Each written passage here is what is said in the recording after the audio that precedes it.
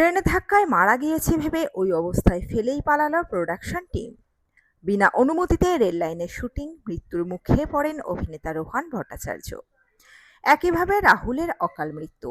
অভিনেতার বিস্ফোরক বয়ানে নড়েছে টনক। কি ঘটেছে, কি জানিয়েছেন অভিনেতা, বিস্তারিত থাকছে এই প্রতিবেদনে। বন্ধুরা, চ্যানেলে নতুন হলে চ্যানেলটি সাবস্ক্রাইব করে রাখতে পারেন ও ভিডিওটি শেয়ার করতে পারেন। ও আপনি কোন জেলা থেকে এই ভিডিওটি দেখছেন, আপনার জেলার নাম আমাদের কমেন্ট বক্সে কমেন্ট করে জানাতে পারেন। টলিউডে এই মুহূর্তে একদিকে যেমন রাহুল বন্দ্যোপাধ্যায়ের অকাল মৃত্যুর ঘটনায় ক্ষোভ এবং উদ্বেগ ছড়িয়ে পড়েছে, অন্যদিকে অভিনেতা রোহান ভট্টাচার্য আবার এক ভয়ঙ্কর অভিজ্ঞতার কথা প্রকাশ করেছেন, যা আরও বড় একটি সংকটের ইঙ্গিত দেয়। রোহন সম্প্রতি একটি আর্টিস্ট ফোরামের মিটিংয়ে উপস্থিত হতে পারেননি, কারণ তিনি তখন হাসপাতালে ভর্তি ছিলেন। তবে সেখান থেকে তিনি তার এক মর্মান্তিক ঘটনা শেয়ার করেন। এই ঘটনা ছিল একটি রেল দুর্ঘটনাকে কেন্দ্র করে।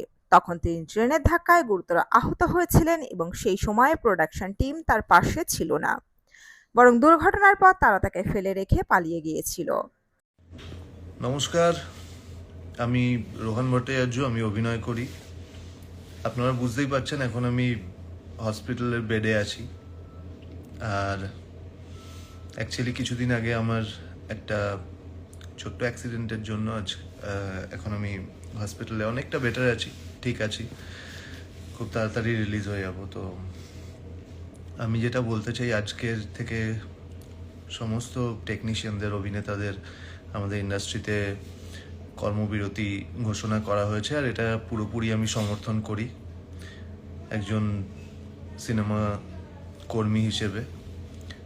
আজকে সবাই টেকনিশিয়ান স্টুডিওতে গেছে, আমার সব বন্ধুরাও গেছে, সব চেনা পরিচিত যারা আমাদের সাথে কাজে যুক্ত তারা সবাই গেছে। আমি যেতে পারিনি। আমি হসপিটালে বসে মোবাইলে সব কিছুই দেখছি, সমস্ত নিউজ আমি পাচ্ছি। যেটা আমাদের সাথে ঘটে গেছে, আমরা যাকে হারিয়েছি, রাহুল দাকে, সেটারও সমস্ত নিউজ আমি হসপিটালে বসে পেয়েছি এখনো পর্যন্ত। যেহেতু আমি হসপিটালে আমি কোনো রকম ভাবে কোনো কিছুর সাথে যোগদান করতে পারিনি এখনো, কিন্তু আমি আজকে এই লাইভটার থ্রুতে জানাচ্ছি যে আমি পুরোপুরি সমর্থন করি এই কর্মবিরতিটায়। এটা একটা সুরাহা হওয়া উচিত। অ্যাকচুয়ালি যেটা ঘটেছে সেটা একদমই ঘটা উচিত ছিল না। আর সেটা যদি যাতে আগামী দিনে না ঘটে সেটার ব্যবস্থাই করতে হবে, এবং তার জন্য যা যা করা দরকার সেটার জন্য আমরা যা যা করতে পারি তাই করব। অ্যাকচুয়ালি আমাদের শুটিংয়ে কি হয়, রিস্ক তো সবসময় থাকেই একটা। যখন আমি কিছুদিন আগেই দেখছিলাম যে আমার এবিপি আনন্দে কিছু অভিনেতা বসেছিলেন, তারা বলছিলেন যে আমাদের কোনো সেফটি থাকে না। অনেক সময় সেফটি থাকেও কিছুটা, কিন্তু বেশিরভাগ সময় আমাদের এমনভাবেই মাইন্ডসেটটা তৈরি করা হয়। আমরা যেমন আমি আমার কিছু ঘটনা দিয়ে বলছি। আমার ডান হাতের, আমি 1 মিনিট আপনাদের দেখাচ্ছি, আমার ডান হাতের এখানে একটা কাটা দাগ আছে। অনেকে আমাকে জিজ্ঞেস করেছিল যে এই কাটা দাগটা কিসের। এটা অনেক দিন আগে 2012-এ একটা শুটিংয়ের সময় আমার খুব বড় একটা অ্যাক্সিডেন্ট হয়েছিল। আমাকে ট্রেন ধাক্কা মেরেছিল দার্জিলিং মেল, ফুল স্পিডে। রেল লাইনে শুটিং হচ্ছিল, এবং এটা অনেকেই জানে না, যেহেতু তখন সোশ্যাল মিডিয়ার যুগ ছিল না ততটা। আমিও ছিলাম না তখন সোশ্যাল মিডিয়াতে, এবং মিডিয়া সেইভাবে ছিল না। তো আমাকে দার্জিলিং মেল ধাক্কা মেরে দিয়েছিল বোলপুরের প্রান্তিকের মাঝামাঝি একটা জায়গায়। আমাদের রেল লাইনে শুটিং হচ্ছিল উইদাউট পারমিশন। আমি তখন খুব নতুন ছিলাম ইন্ডাস্ট্রিতে, তো আমি জানতামও না। তো একটা ছবির শুটিং করছিলাম এবং ট্রেন আসে আর আমাকে ধাক্কা মারে, আমার হাত ভেঙে যায়। সবার প্রথম যেটা করেছিল তখন টেকনিশিয়ানরা, হ্যাঁ হ্যাঁ হ্যাঁ, থ্যাংক ইউ।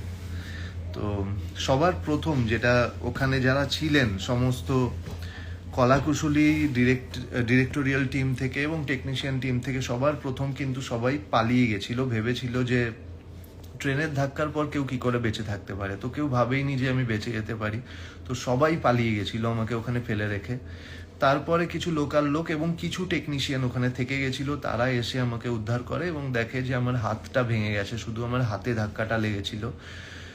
তো এটা হচ্ছে সিচুয়েশন, দায় কেউ নেয় না। তখন যদি আমার কিছু একটা হয়ে যেত, হয়তো এরকমই আমরা জানতে পারতাম, যে আপনারা সবাই জানতে পারতেন যে আমি শুটিং চলছিল না, রেল লাইনে আমি ঘুরে বেড়াচ্ছিলাম, বা আমি রেলওয়ে ট্র্যাক থেকে হাঁটছিলাম, বা এরকম কিছু। যেহেতু আমি এখনো আছি আপনাদের মধ্যে, তো আমি আপনাদের জানাচ্ছি যে আমার শুটিং চলাকালীন অ্যাক্সিডেন্ট হয়েছিল ট্রেনে, এবং সেটা উইদাউট পারমিশন হচ্ছিল, এবং তারপর সরি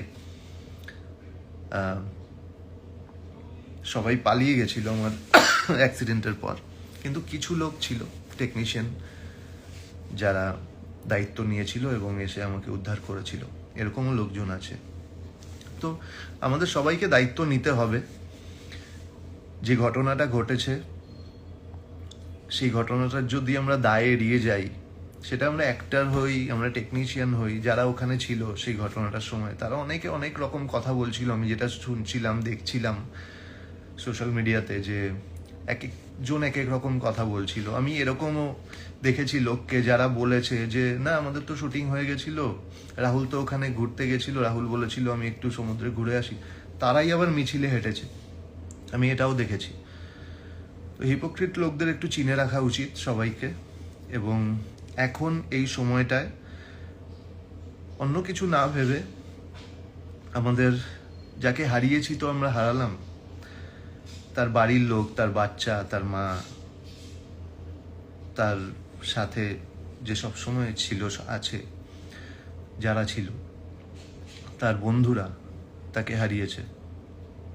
তাদের ফাঁকা জায়গাটা আমরা কোনোদিনে পূরণ করতে পারবো না, কিন্তু আগামী দিনে যাতে এরকম না হয় সেই ব্যবস্থাগুলো করতে হবে সবাইকে। এবং আমাদেরকেও সাবধানে থাকতে হবে। আমরা যারা অ্যাক্টররা আছি এবং টেকনিশিয়ানরা আছি সমস্ত, তাদেরকেও সাবধানে কাজ করতে হবে। এবং কেউ কিছু বলে দিল আর সেটা করে নিলাম, সেভাবে হবে না। আগে নিজের সেফটিটা দেখতে হবে, এটা আমি সবাইকেই বলছি। আর আমরা সত্যিটা জানতে চাই, যেটা সত্যি ঘটেছিল সেটা সামনে আসুক। অনেকটা জানতেও পারছি যত দিন যাচ্ছে। এখন তো কিছু চেপে থাকে না, কিছু লুকিয়ে থাকে না। তো যারা আছে সবাই ভালো থাক আর সবার ভালো হোক। আপনারা সবাই ভালো থাকবেন। আমি শুধু এটাই বলতে চাই যে আমি পুরোপুরি সমর্থন করি আজকে থেকে যেটা শুরু হলো, যে পদক্ষেপটা নেওয়া হলো। আর আমার তরফ থেকে যখন যার কিছু হেল্প লাগবে আমি সেটার জন্য তৈরি আছি। Thank you so much. সবাই খুব ভালো থাকবেন আর সাবধানে থাকবেন, সবাইকে সাবধানে রাখবেন, ভালো রাখবেন। Thank you. রোহনের সঙ্গে ঘটে যাওয়া এই দুর্ঘটনাটি ছিল খুবই আতঙ্কজনক। তিনি জানান ওই সময় রেল লাইনে শুটিং চলছিল, তবে অনুমতি ছাড়া। তার বক্তব্য অনুযায়ী দার্জিলিং মেল ট্রেনটি তাকে ধাক্কা দিলে প্রোডাকশন টিমের অধিকাংশ সদস্য সেখান থেকে পালিয়ে যায়। সবাই ভেবেছিল ট্রেনের ধাক্কার পর তিনি আর বেঁচে নেই, কিন্তু সেই সময় কিছু স্থানীয় মানুষ এবং কিছু টেকনিশিয়ান তাকে উদ্ধার করেন। তিনি আরও জানান, যদি সেদিন তিনি মারা যেতেন তবে কেউ জানতো না যে শুটিংয়ের জন্য তিনি রেল লাইনে ছিলেন। রোহনের এই অভিজ্ঞতা টলিউডের শুটিং পরিবেশের প্রতি একটি বড় প্রশ্নচিহ্ন তৈরি করে। তিনি অভিযোগ করেন যে শুটিংয়ের সময় শিল্পীদের নিরাপত্তা নিয়ে প্রায়ই অবহেলা করা হয়। প্রোডাকশন টিমের কোনো দায়বদ্ধতা থাকে না এবং শুটিংয়ের সময় শিল্পীদের জীবন যেন একটি ঝুঁকি হয়ে দাঁড়ায়। একদিকে যেখানে শিল্পীরা নিজেদের জীবন বাজি রেখে কাজ করেন, সেখানে প্রযোজনা সংস্থাগুলোর পক্ষ থেকে কোনো রকম সুরক্ষা বা সহায়তা মেলে না। রোহনের এই স্বীকারোক্তি টলিউডের অন্দরে আরও বেশ কিছু প্রশ্ন উত্থাপন করেছে। রাহুল বন্দ্যোপাধ্যায়ের মৃত্যুর পর শিল্পী ও টেকনিশিয়ানরা তাদের নিরাপত্তা এবং ভবিষ্যতে এমন দুর্ঘটনার প্রতিরোধের জন্য একত্রিত হয়েছেন। মঙ্গলবার বিভিন্ন সংগঠনের পক্ষ থেকে একটি কর্মবিরতি পালিত হয় এবং স্টুডিওতে মিটিং অনুষ্ঠিত হয়। এতে অংশ নেন একাধিক অভিনেতা, অভিনেত্রী এবং টেকনিশিয়ানরা। তারা নতুন স্ট্যান্ডার্ড অপারেটিং প্রডিউসার তৈরি করার উদ্যোগ নিয়েছেন, যাতে ভবিষ্যতে আর কোনো অভিনেতা বা টেকনিশিয়ান তাদের জীবনের ঝুঁকি না নেন। রোহনও তার পূর্ণ সমর্থন দিয়েছেন, যদিও শারীরিক অবস্থার কারণে তিনি উপস্থিত থাকতে পারেননি। রোহন ভট্টাচার্য তার জীবনের একটি বড় ক্ষতর দাগ দেখিয়ে তার সেই ভয়ঙ্কর অভিজ্ঞতা শেয়ার করেছেন, যা টলিউডের প্রতিটি সদস্যের জন্য একটি গুরুতর সতর্কবার্তা হয়ে উঠেছে। তিনি বলছেন, যতক্ষণ না টলিউডের প্রযোজনা সংস্থাগুলি তাদের দায়বদ্ধতা অনুভব করবে, ততক্ষণ এমন দুর্ঘটনা অবশ্যম্ভাবী। এই ঘটনার পর থেকে অভিনেতা ও টেকনিশিয়ানদের মধ্যে সুরক্ষা নিয়ে আলোচনার আভাস আরও জোরালো হয়েছে। সকলের একটাই দাবি, ভবিষ্যতে যেন কোনো রোহন বা রাহুলের মতো ঘটনা আর না ঘটে। বন্ধুরা, এই আপডেটে ছিল এতটুকুই। দ্রুত ফিরে আসছি নতুন আপডেট নিয়ে।